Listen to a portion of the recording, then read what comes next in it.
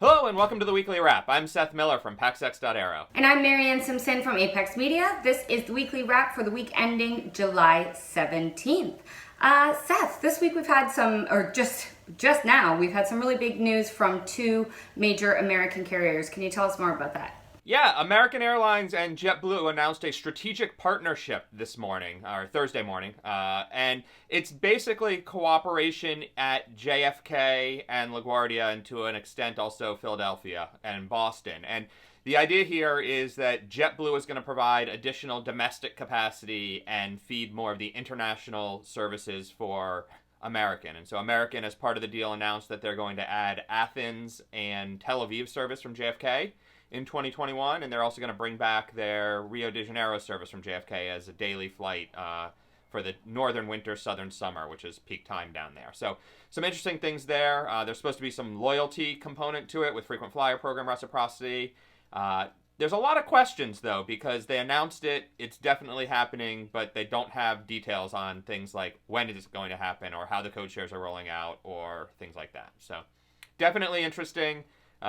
Gonna be a fun one to watch. Is this a surprise, like a particular surprise for any reason, Seth, or would you have put these two carriers together if you thought about it before? So there's a history between the two of them. From 2010 to 2014, they had a similar relationship, and it was sort of similar focus. At the same time, right now, I'd say nothing is surprising. The way the industry is trying to recover and grow at this point, sort of everything is on the table. Where I do find it a little surprising is trying to figure out how American is sort of claiming that they're maintaining all their hubs and growing while at the same time sort of yielding a lot of the feed here in New York to JetBlue and in LA to Alaska Airlines, which also today announced actually expansion at LA. So there is a definite shift going on there, and there's some surprise about it.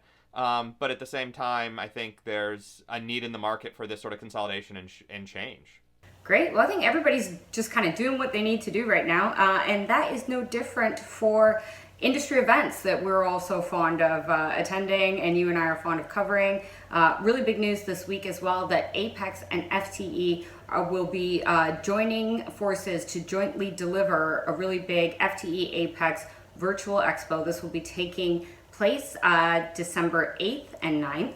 And I don't want to go too much into the details of how that event is going to play out or some of the features that it's going to have, because next week we will have Dan Coleman from FTE and Joe Leader from Apex back on the show to tell us a bit more about it. But I think it's a really exciting development for everybody who's sort of missing the trade show circuit. And if you want to learn more right now, you can check the link in the notes for this video, and make sure you tune in next week for the next episode where we'll be getting deeper into that. Yeah, definitely excited about that. Disappointed last week when we had to announce that the conference was going to be canceled in person. So happy to see that we got the virtual opportunity coming up. Other good news, Middle East Airlines, MEA, is adding in-flight connectivity to its new A321 fleet, the NEOs, and Panasonic Avionics got that deal, which is exciting. It's great to see a new customer announcement in a press release these days. No kidding. That was a really fun one. It was at the top of our newsletter yesterday, so that's really cool. And here to talk to us a little bit more about it on the show today is Tom Eskola, who is the VP and General Manager, Middle East, Central, and Southern Asia, and Africa for Panasonic Avionics. Hi, Tom. Welcome to the show. Hi, Maryann. Hi, Seth. It's great to be here on the show today. Thank you for having me. Tom, we really haven't seen news of this kind since the beginning of the year. So how does it feel to sort of be getting back to these new sort of customer announcements, given everything that's been going on in the industry?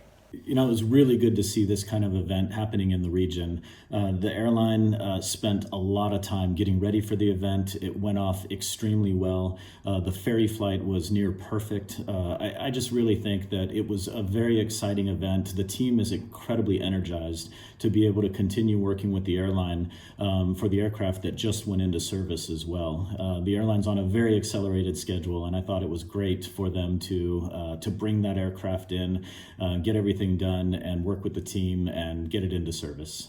Tom, from a technical perspective, the release mentions 20x the bandwidth available to the aircraft these days. Can you elaborate a little bit on what you guys are doing making that happen? Panasonic has just completed the upgrade to the latest generation of our satellite network, including the high throughput satellites that are available today. And what enables this network to be so efficient is the latest generation of modems that we have that get installed on board the aircraft. So the combination of those two together is a significant performance improvement over what was available just a few years ago. Middle East Airlines also has invested in this with our product in order to give their passengers the best possible Wi-Fi experience on board. So we look forward with continuing our partnership with MEA and bringing this newest generation of technology into the hands of their passengers. Gazing a little bit into your crystal ball, Tom, if you would, what does this say about the outlook for connectivity in the Middle East and for PAC's future in the region? Airlines in the Middle East and also globally are in a challenging time right now. And I expect there'll be some reviews of strategies for the airframes that they're operating and the routes that they're continuing to fly. I do expect to see the proliferation of newer and more efficient aircraft entering the fleet for quite a few of our customers, which will also give the airline the opportunity to refresh the cabin and be able to have new products that are available. And we do expect that those products are going to be more digitally focused based on current mobile device technology, new application layers. It's able to update and make changes much more easily and faster than previous generations of technology. And I think airlines are really demanding that level of support and the speed of adoption and speed of change with the latest generation of products. Interesting. All right, Tom, given everything that's been going on, have you seen some changes to what airlines are asking for or demand in IFEC on board? This environment is really creating a demand for upgraded digital products that are available sooner. Airlines may not be investing in full cabin refresh programs or things of that nature, but they want to change the interactive. They want to add an application to a mobile device that can pair with the seat back. They want to extend their brand identity all the way to the hands of the passenger to see that same brand in your mobile application as what you'll see on the seat back and maintain that consistency throughout the journey.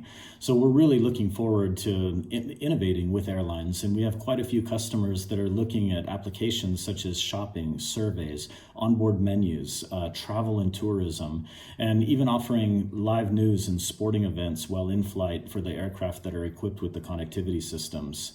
We really think that those changes, the changes in the industry are going to really push airlines to push vendors like Panasonic to deliver those solutions faster. What's the coming year look like? Obviously, a lot of uncertainty in the industry. How's it going to play out for you in Panasonic Avionics?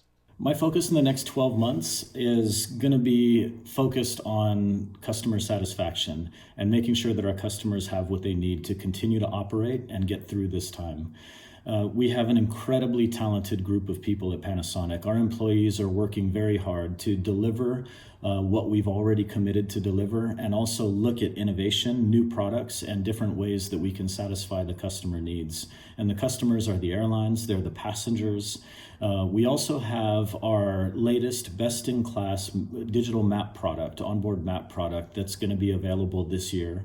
And we'll be fielding our first full Next system, the embedded IFE system with the latest generation of monitors, 4K distribution. Just a tremendous opportunity for us to move forward in this new environment with products that are relevant and are available and line fit offerable. So I'm really looking forward that this is going to be a difficult year, but I do feel that we have a very positive outlook. All right, thank you so much, Tom. And then moving along, Gate Group put out a press release this week as well. It wasn't really a product announcement more so much as it was an update that a product has. The airlines seem to have more interest in a product now than they did prior to the troubles. Right, and so this is the ePax platform. The idea is, again, sort of touchless ordering, touchless catering solution. And it is something that has existed for some time, and this is one of those things where, we can talk about acceleration of trends in the industry rather than dramatic shifts. There is certainly a desire for lower interaction levels, but still providing the same level of services. And one of the real interesting things to me about ePax, and about how gategroup is developing it is the idea. They've been working with Black Swan, which is a huge data company, and coming up with the concept of not just, we can digitally take your order and deliver it, but we can do better analytics about what are you going to need to recater at the next turn. Do northbound flights need more diet soda, and do southbound flights need, I don't know, more beer or something like that? And so there are some interesting opportunities there in terms of that data. But what was really interesting to me about it is we had Steve King, who is the CEO of Black Swan, basically say all the data predictions that they've had coming into this year are, I don't want to say useless, but pretty close to useless right now. Yeah, so Stephen King, CEO of Black Swan, responded to the What We're Made Of set of questions that we sent out to the industry to we basically did this at the beginning of the Troubles. We were avoiding certain words in the show for Google. He said that they've had to update all of their algorithms. So I wonder if now, with those updated algorithms, they're being able to successfully predict what passengers will want in 3, 4, 6 months from now. Because that's a big part of the offering with ePax, is that using this data from Black Swan, they can predict trends or things that passengers are going to want to buy early enough that the airline can actually source that thing, get the supply chain going, and get it on board before the trend is over. Yeah, there's definite potential there, assuming it works. It'll just be really interesting to see if the algorithms can update fast enough now, because we really just don't know what people want or are doing anymore. Closing out the episode this week, we've got a couple bits of good news from airports. Brisbane Airport in Australia inaugurated its newest runway this week. It's a 3,300 meter long runway designed to be able to support additional international service, and not a lot of that flying right now due to border closures, but it's going to come back eventually, and they're going to be ready for it. Some real interesting statistics about it: 6,700 liters of paint, which they say is enough to do a 120 kilometer long line, which just seems like an awful lot of paint. Also, 1.3 tons of glass beads in the paint. And we talked about glass beads last week as something comfortable for passengers. This time they're using it as reflective material in the paint, so comfortable for the airplane too. Beads. Yeah. It's the year of beads in aviation. Okay, and then in Salt Lake City, they're building a new terminal there, and there was a press release this week. The release was actually sent out by the PR, I think, for the artist who has been commissioned to create these huge installations. There's going to be 7 of them throughout the new terminal. His name is Gordon Huther. He's a Napa-based artist specializing in large-scale, site-specific, permanent art installations, and all the ones that he's doing in the airport here are designed to sort of reflect the natural beauty and landscapes of Utah, and I think they do a really great job at that. Yeah, they're huge, which is always interesting, but just they really are beautiful. Sort of the canyon concept and how they're putting that in, sort of stretching around the openings in the main hall, things like that. It really does give it a sort of local flair, a local feel. And a little aviation-ish sort of hint to it as well, which is certainly for me important in an airport. Yeah, the canyon one is really beautiful. Apparently it's nearing completion stage right now. It's really complex. It's got 500 individual tensile membrane films attached to the wall of the main terminal. So that one's about halfway done. And then the other one that you're seeing now is called the Falls, and it's meant to reflect a waterfall falling through a canyon or a valley, presumably. And that's comprised of about 300 dichroic, that's a new word, glass panels, 220 hand-drawn glass and Pyrex rods. It's 65 feet tall, and the whole thing suspended weighs 5,000 pounds. Attached to the terminal ceiling, and apparently it's attached with some spring boots to help retain tension on the cables, because in the winter months the roof bends under the weight of up to 4 feet of snow. So interesting stuff. Glad someone planned for the snow and they don't expect the roof to collapse. That would be bad. You must plan for snow in these parts. All right, well, with all that, we've come to the end of this week's episode of the Weekly Wrap. Thank you, Seth, for joining us today. Always a pleasure. And thank you, everybody at home, for watching. Please click subscribe if you enjoyed the show and would like to see more great aviation content here on the APEX YouTube channel. Make sure you check out Seth's website, paxx.aero, and apex.aero as well. And we'll see you next time. Bye-bye.